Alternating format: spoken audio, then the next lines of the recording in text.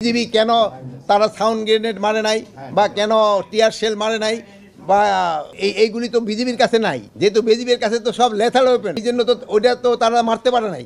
এই জন্য আমরা তাদের এখনো পারমিশন দিয়ে দিয়েছি এবং খুব তাড়াতাড়ি এই জিনিসগুলি ক্রয় করা হবে। মরণঘাতী ওয়েপন তো ওদের কাছে আছে, কিন্তু যেইগুলি নাই, যেমন ধরেন যে টিয়ার গ্যাস নিক্ষেপ করা, যে টিয়ার গ্যাস তো ওদের কাছে নাই, প্লাস আপনার ওদের কাছে তো এই যে সাউন্ড গ্রেনেড নাই।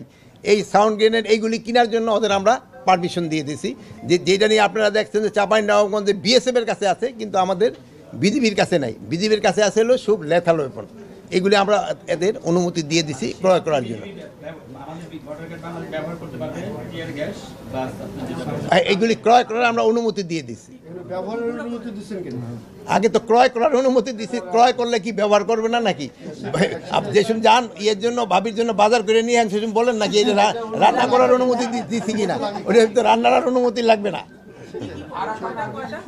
কয়টা এটা পরিমাণ তো আর মানে সব কিছু মানে লেথাল ওয়েপন আগে ছিল, আনলেথাল যেগুলি আছে ওইগুলি।